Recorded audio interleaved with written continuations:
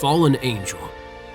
Her Angel Bound Warriors Paranormal Romance Book 2. Written by Felicity Heaton. Narrated by Eric G. Dove. Chapter 1. Lukas was looking worse for wear. Annelie had never seen him drink alcohol. She had often wondered why he came to her pub but stuck to soft drinks. Seeing him slowly sliding down towards the wooden bar, his head propped up on his hand and his eyes closed, she was no longer surprised that he laid off the booze. He couldn't handle it. His scruffy sandy locks fell forwards when his head slipped from his hand, and he jerked up. He rolled his eyes a few times while blinking and then pulled a face as he inspected the damp elbow of his black shirt and the wet bar where he had been leaning.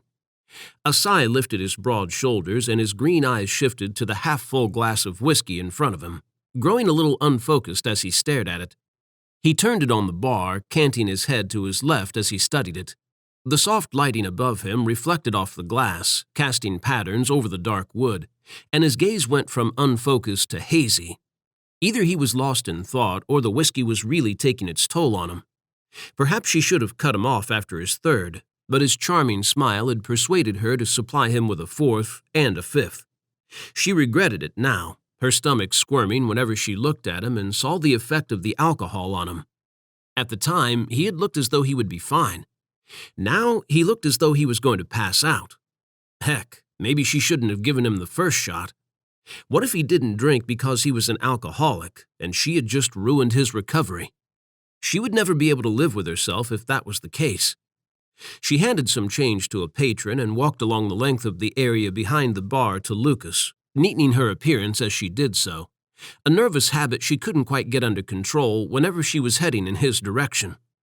Her heart rate jacked up as she tugged the hem of her black baby doll t-shirt down to sit smoothly along the waist of her black jeans and combed her fingers through her long red hair. She always felt as though she looked like a mess whenever things got frantic behind the bar, and she wanted to look her best for Lukas. She had been deeply aware of her appearance from the moment she had first set eyes on him, felt self-conscious whenever his eyes landed on her, and ached for them to return to her whenever he looked away. Did he know how badly he affected her? Did she affect him at all? Her pulse raced faster and she struggled to breathe evenly as she neared him.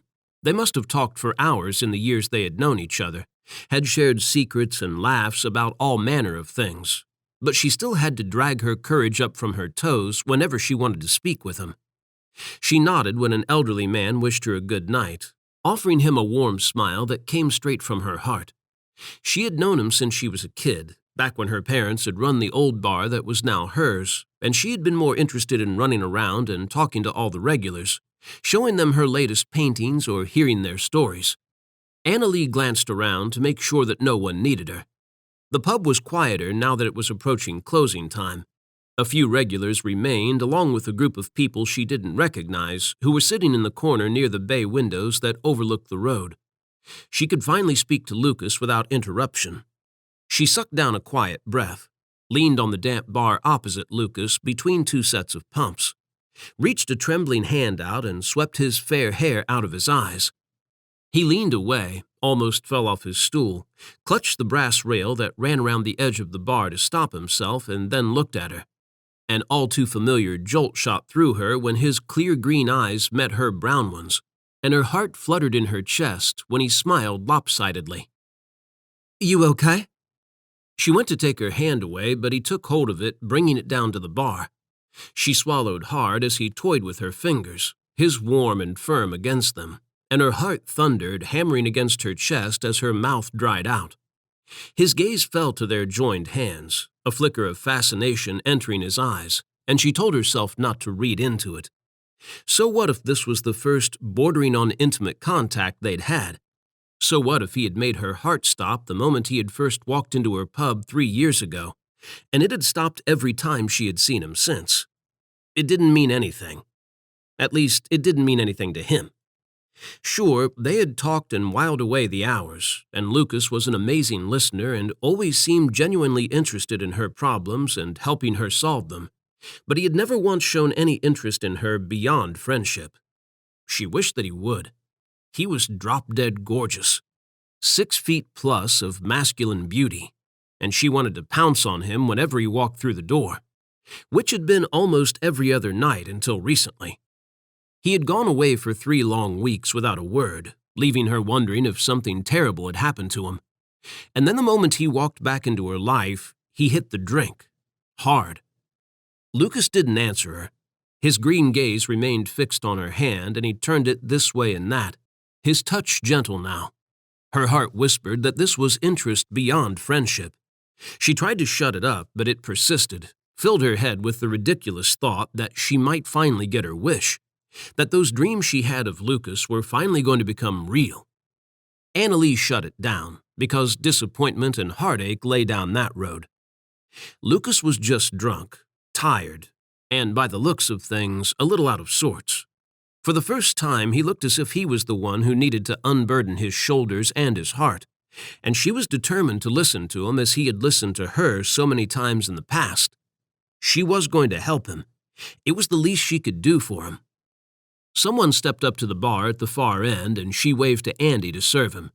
She couldn't leave Lukas until she knew what was going on in his head and why he was suddenly drinking, or at least until she was sure he wasn't about to fall off his stool and hurt himself. Annelie bent lower so she could see his face. His gaze finally left her hand and met hers again, bright in the lights from the mirrored cabinet of bottles behind her. "I said, you okay?" She searched his eyes. His pupils were wide as he raked his gaze down over her chest, fire following in its wake, and then lifted it back up to her face. It remained fixed there, and a blush crept onto her cheeks as he studied her, the intensity and sudden sharpness of his eyes holding her captive, even when she wanted to glance away and avoid his gaze. He had never looked at her so closely, or with so much banked heat in his eyes.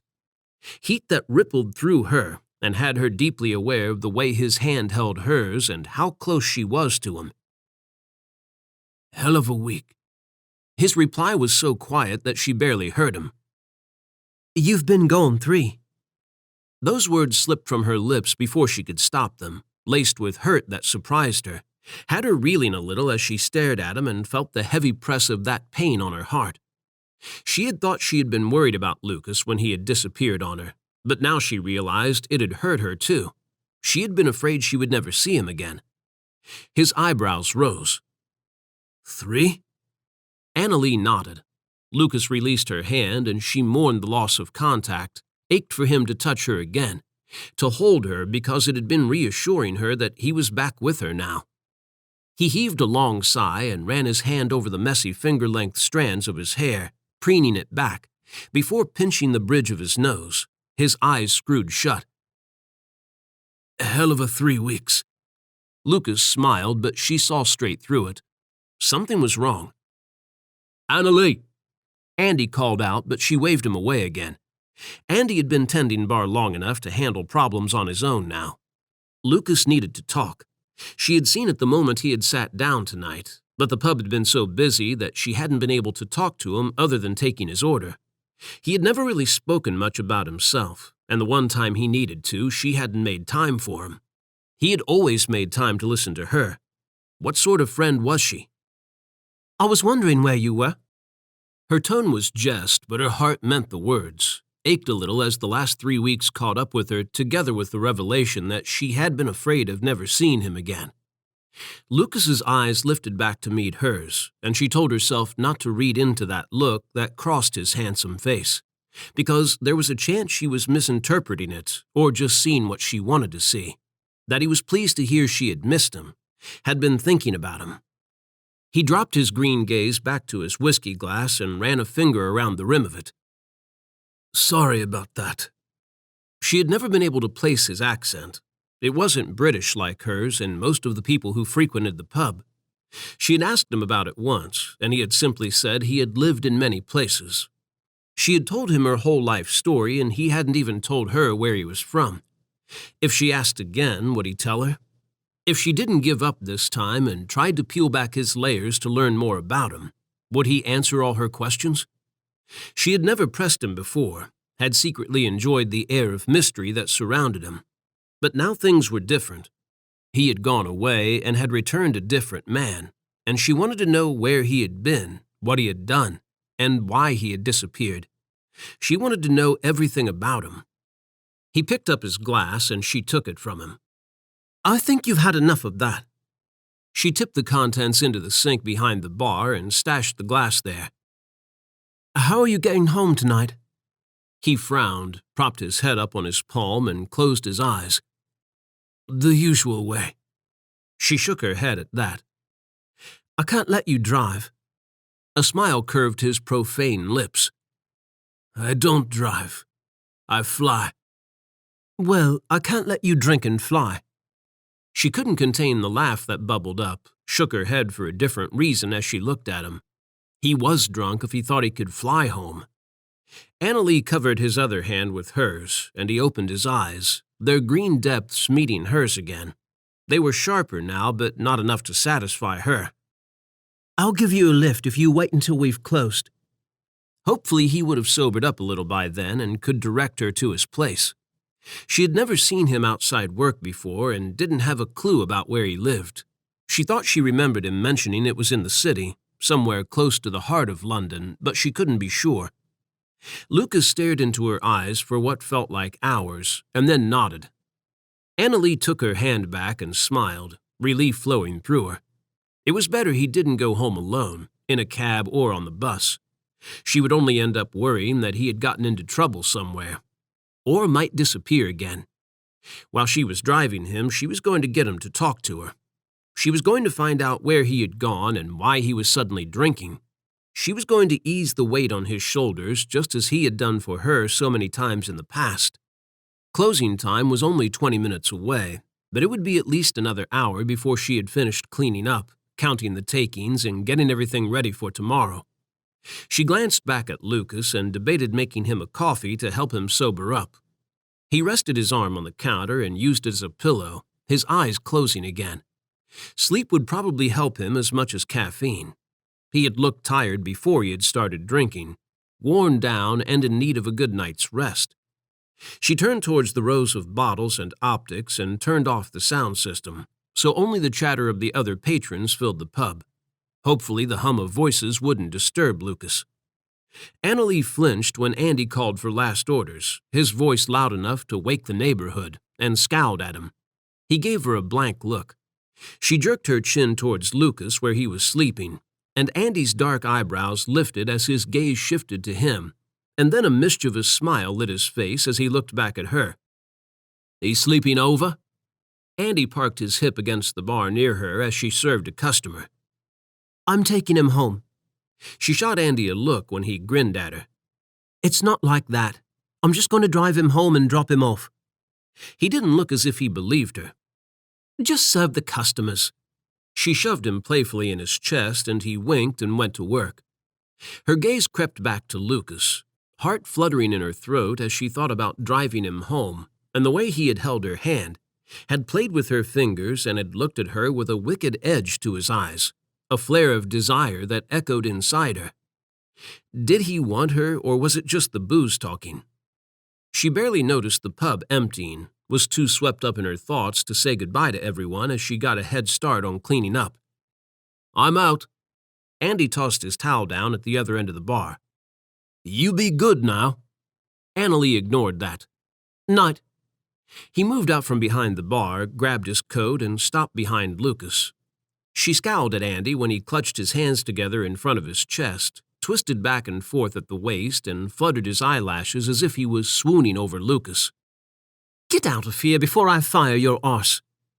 She lifted her own towel, scrunched it up in her hand, and threatened to throw it at him. He grinned, turned on his heel, and strode towards the door. "Don't do anything I wouldn't."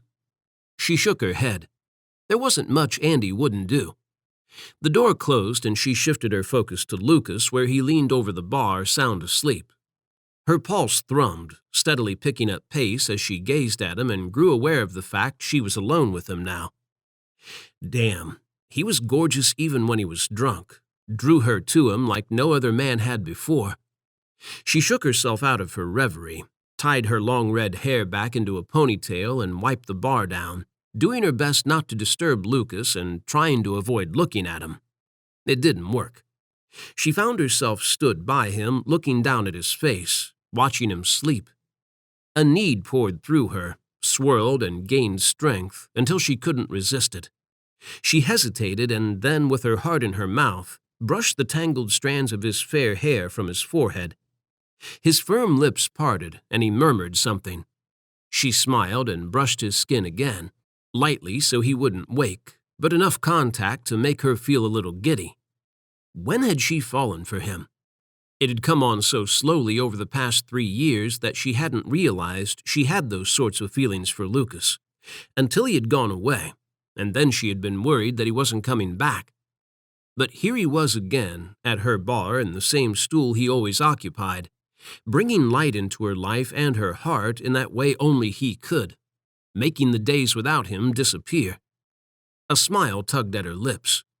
She had never been happier to see him, even if he was asleep.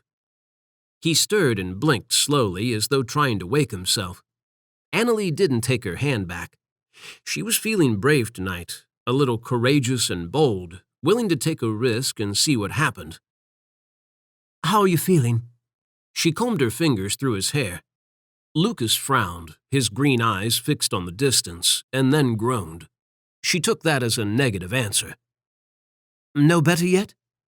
Her gaze followed her fingers as she stroked them down the curve of his left ear. He nodded, moving her hand with him, and a smile touched his lips and then faded again when he closed his eyes.